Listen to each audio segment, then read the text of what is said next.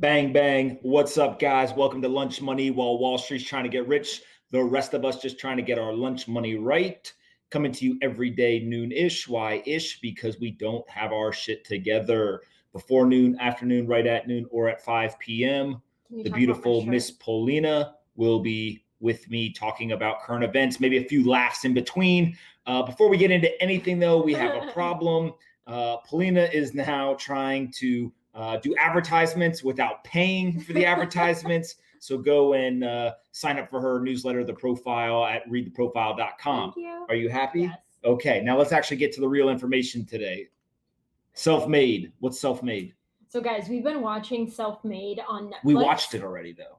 It's not we're watching. It's over. Okay, we just finished watching Self-Made on Netflix, and it's really, really good. It's a miniseries inspired by the life of Madame C.J. Walker. He kept calling her Madame. Madame.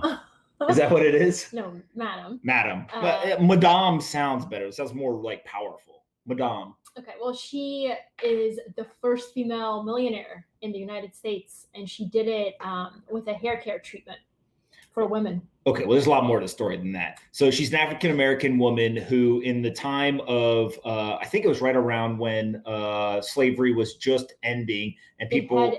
It had ended, okay. And she basically saw all these beauty products for white women's hair and said, I think that there's an entire market for African-American hair products. She built that. A fun fact is C.J. Walker was actually the name of her husband, but her name was Sarah Breedlove. Sarah Breedlove. Why they didn't have the same last name, who knows? But long story short is she built a massive company, went through a lot of hardship, and ended up being the first female millionaire. My favorite part of the story, and I don't know if this is real or not, or it's just dramatic. It's real. Oh, is it real? Yeah. So people kept asking her, like, why are you so ambitious? Like, what are you trying to do here? And she's like, I want to be wealthier than, I think it was Rockefeller, Carnegie, and JP Morgan combined. Like, she's just a baller. And she eventually got so wealthy that she moved in next door to John D. Rockefeller in New York. It was pretty cool. Pretty crazy. So go watch it on Netflix, Self-Made. Promises, what was it, a 4-part series? It's a 4-part series.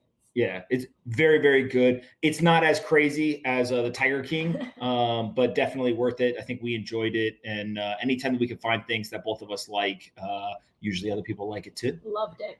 All right, moving on to the real news, hard-hitting facts on Lunch Money. Airbnb, what's going on there?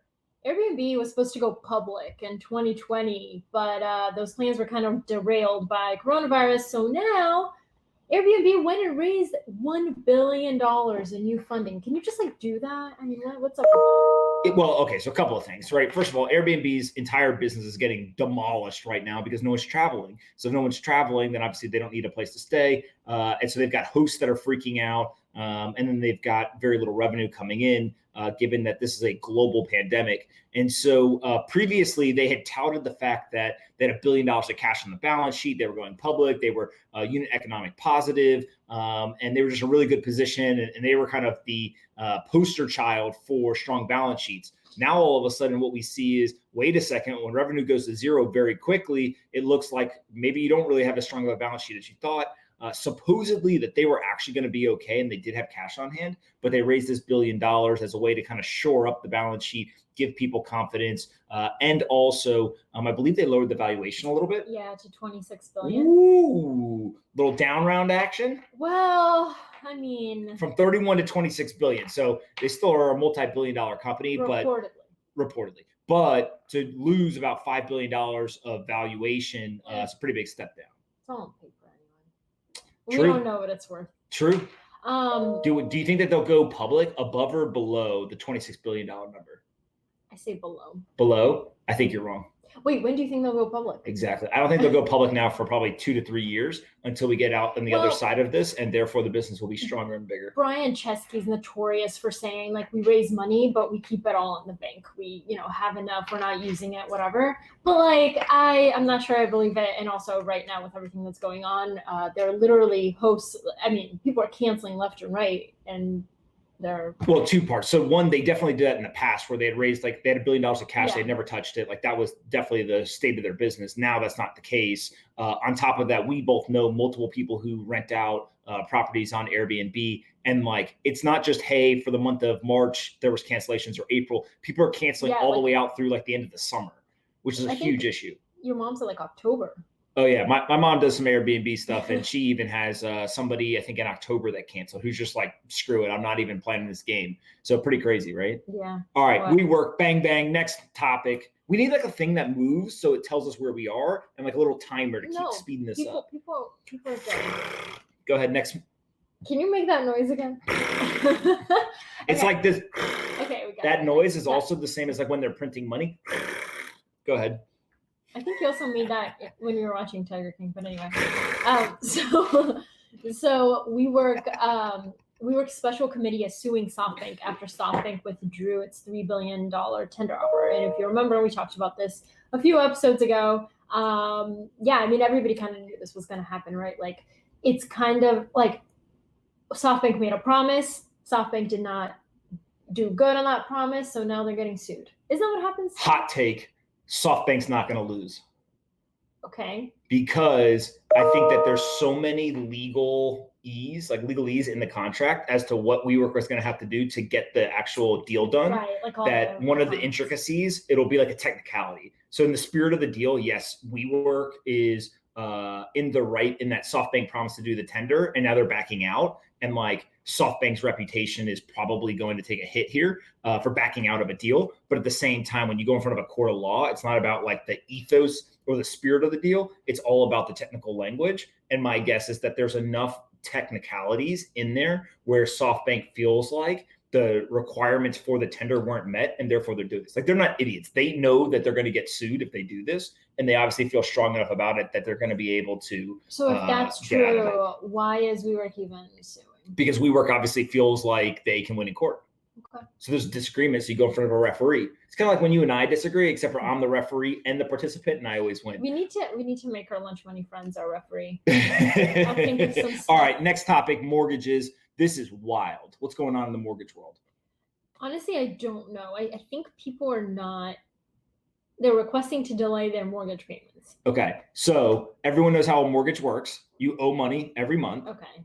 But what happens if you lose your job, revenue for your business goes to zero, there's all these financial hardships. Yeah. There's things that you can do in order to kind of relieve some of that pressure. So you can just go to your landlord and say, hey, or to your bank and say, hey, can I pay less money? Right? Most of them will say no because they have a business to run, but some of them might work with you. Then what you can do is you can do things like deferment, say, hey, I'll still pay you the same money, right? But can we just put it out a little bit? This is a case-by-case basis. Like, I'm talking to my landlord. Yes. Okay. Yeah. Or there's things like forbearance, et cetera, right? So there's all these different options that you have. The government, before the stimulus package was signed, came in and decided that they were going to actually allow people to get mortgage relief before the bill was signed, right? So there was things that you could start to do in order to get that relief. Now, what they're seeing though is, what's the number? It's 2,000% of borrowers. The mortgage payment relief has jumped by 2,000%, the number of applications,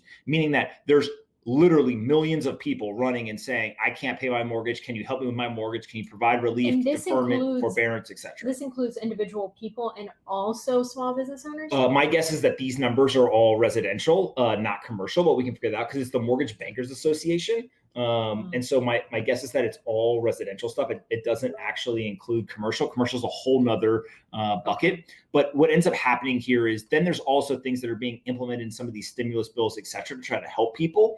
What ends up happening is there's a very circular nature to it. And this is where we get into a big conversation. So here's how what I call the circle of life in the economy. So I'm the employer, you're the employee, right? Actually, you're the employer, I'm the employee. Let's actually have a little more accuracy here. So you fire me. That could happen tomorrow. That already happened. And so when you fire me, I now don't have income, but I still have expenses in my life. So I have to buy food. I maybe have a wife and a child, right? And I've got to pay those bills for my mortgage, et cetera. I can't pay my mortgage because I don't have income, right? And I don't have a lot of savings. So then I go to the bank and I say, hey, can you give me forbearance or deterrent, whatever? If the bank says yes, they provide relief to me, but then it applies pressure to the bank, right? Because that's their business model. That's where their revenue comes from. And so if the bank then says no to me, it puts the hardship on me. So the government obviously wants to help as many people as it can, Right. right? So they're going to provide relief in different areas. They may say, let's give relief to people here, let's give relief to banks here, etc. But what happens is if all of a sudden the banks said to everyone, we'll relieve you, now we get a solvency issue. Well, how long can the banks go without revenue? Right? If people aren't using the banks, if there's no revenue coming in the door, well, what's the balance sheet of a bank look like? And obviously for the Bank of Americas, the JP Morgan Chases, et cetera, they're going to be fine. But like the local community bank, like they don't have nearly the balance sheet that these big banks have. And so what you do is you get this like chain reaction where just the simple act of you firing me ends up putting pressure all across the economy. So one, newsflash, don't fire me ever. And then two is now if you're sitting there in the Federal Reserve, Treasury, the government, et cetera, you're saying, how do we systematically provide relief to this system without causing maximal damage or any damage? And the short answer is like, there's no magic bullet. There is no answer, right? It's not a black and white scenario with a right or wrong answer. It's all kind of opinion, and they got to go test it and see what happens. Yikes. So isn't looking good. It's not looking good. And on top of all of this, here's the scary part: is this is all the residential market. Well, when you get into the commercial market, what happens when all the stores in New York City, they don't come back? Right. So we're now, let's call it 3 weeks in to government mandated shutdown here in the United States. Most small businesses, they're about to run out of cash. They've got about 3 weeks on average of cash in the bank. So once we get past this week, now we get into week 4, 5, 6, 7. A lot of these small businesses are going to run out of money. So they may get some relief through like the payroll protection program or other things. But what's more likely to happen is, I don't know, my guess right now is at least 25% of businesses aren't coming back in the small business sector. That number could rise even higher, but about 25% of the businesses that you know in the small business are not coming back. Well, that's bad because those owners don't have income anymore. Those employees aren't going to have jobs to come back to. But on top of that, now what happens to those commercial real estate landlords, right? They still have mortgages to pay, and they own a building that was reliant on income from rent from that tenant. But if that tenant's revenue dries up, they still have to owe the money. So you have one of two things: either go to the bank, get relief, right? Or go find more tenants. But if more of the businesses are contracting, what I think is actually going to happen is there's going to be landlords that are literally like high rises in New York. Move in and I'll give you 2 months free just to get started, and like we'll blend down the costs, etc. So you think new small businesses are going to take the place of the ones that shut down? I don't think that on a net basis, meaning that let's say there's 100 businesses, 25 of them go under, 10 new ones might get created, but on a net basis, you still lost 15 businesses. Right. So like overall number of small businesses on aggregate are going to shrink in the United States over the next couple of years, maybe 2-3 years. But I do think that coming out of this, there will be a lot of great businesses built. I don't think right this second is the time yet, but there will be a moment over the next 2 years where it's going to be a fantastic time to start a small business, and you'll be able to grow it very rapidly, et cetera. The whole thing is, what sector is that in? When do you start it? You know, what's the product or service that you sell, et cetera. And there's also the chance that coronavirus comes back and we have to do this all over again in a few months, right? There's also that risk. So it's definitely a risk from like a scientific standpoint or a health standpoint. I think that they're going to be overly cautious about that though. So I think the probability is low, although it's scientifically possible, just because they're going to keep people in quarantine. Like it's much easier to keep people in quarantine for long periods of time than it is to let them out and then put them back in, right? Like if they let everyone out of quarantine, which sounds like a sci-fi novel. We're literally in quarantine, right? Like the government has issued or ordered us to go home. Right. If they let us out and say go back home, people are gonna be like, no, you guys are for the birds. Like no way. You guys are for the birds. Yeah, like I didn't want to flick off the camera, but yeah, like that's basically the reaction people are gonna have. It's like I'm not going back in quarantine. Like I've tasted freedom. You're not putting me back in, right? Like the genie's out of the bottle. Kind of like the tigers and the it's like the Tigers, baby. Tiger King, Joe Exotic, who now, by the way, it's not on the list, but Joe Exotic has contracted coronavirus in prison. No, he has not. Fact. Yes, I read it on the internet. It must be true. Go Google it real quick. But that definitely happened. Joe Exotic in prison has contracted coronavirus, which tells me that if the tiger in the Bronx Zoo and Joe Exotic has contracted coronavirus, I kind of feel like it's pretty crazy. Is it true? Click. I'm like almost positive. See, we're not prepared. You see what happens? She used to come so prepared. Now all of a sudden she's here with me bullshitting. He has been transferred from coronavirus isolation to a prison medical center. Oh my God. Yeah, I told you. And his Exotic's fourth husband, the 24-year-old bartender, told the New York Post something. Okay. All right. Moving on to the last one, stimulus. What do we got here? Okay. So Japan issued a state of emergency and approved a near $1 trillion stimulus package, which I learned is less than what we issued. Yeah. Have you guys ever seen the GIF of Ron Paul where he's like, "It's happening," and he's going like this? That's basically what's happening here. Is that the same one as Kermit? I don't know who. Kermit the Frog? Yeah. Listen, we're not going to talk about different characters or things because you keep exposing the fact that you didn't watch Toy Story and all these other things. No. Kermit the Frog I watched, but there's a GIF of him going like, ah. Probably. It's probably the same thing. Okay. Long story short is that Japan is now doing a $1 trillion stimulus plan. The U.S. did $2 trillion. It's not going to be enough. There's already talk of another stimulus package in the United States. Japan's $1 trillion stimulus package just got announced under a state of emergency. And so what ends up happening is people in the United States have a very global view of the world. Ooh, time out. You see Joe with the highlight under stimulus? Oh, man. I'm just saying, listen to that. You guys see that real-time feedback right there? Improving on the fly. We are iterating and making this better for people. All right. So what ends up happening is that Japan's $1 trillion stimulus plus the U.S.'s $2 trillion, that's $3 trillion. That's 2 countries in the world. There's 186 countries. Did China do that? Everyone is going to do it. Okay. Every central bank has to inject liquidity into the world to get their markets to continue to go. And the idea is when you're in a deflationary environment, meaning that your currency is getting stronger, asset prices going down, you overwhelm the system with dollars or yen or whatever your currency is. And when you do that, then you should stabilize asset prices and eventually they recover. But on a global basis, there's going to be tens of trillions of dollars printed, injected into the system. And so what ends up happening is the bottom 50% of people living paycheck to paycheck or only holding cash are going to get decimated by this. This is horrible for them.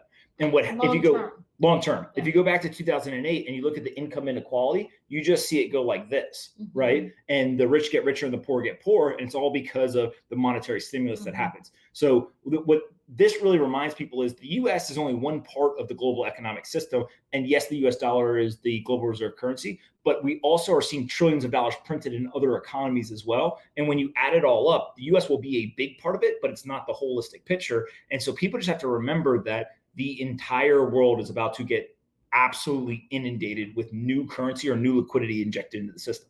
So interesting. Crazy, right? Well, it says that, the stimulus package is equal to 20% of Japan's economic output. Yeah, probably GDP.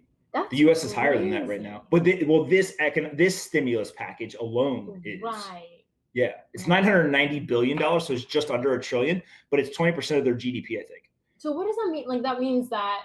So think of you're a business. Think of you're a business. Like this is a high overgeneralization, but if we had a pizza shop, right, and our output equaled, meaning our revenue. Yeah, just imagine if our output equaled $100, right? And now all of a sudden we say, you know what, we're going to create our own currency and we're going to print $20 of it. Got it. 20% of all of the output was in this new printed thing. That's basically what they've done here, right? Is they're saying $990 billion is 20% of their entire GDP. Yeah. Which is wild because in the US, if you look at like the balance sheet and how much stimulus, et cetera, very quickly, we're going to tip over 50% of GDP. And when you tip over 50% GDP, there's an argument, are you still a capitalistic society or not? Wow. Capitalism, socialism, communism. We should. There's a little slope that slides real fast. We should get my dad on this to talk about his opinions on communism. Polina's dad's from Bulgaria. He's a gangster. I don't know if the people are ready for Polina's dad.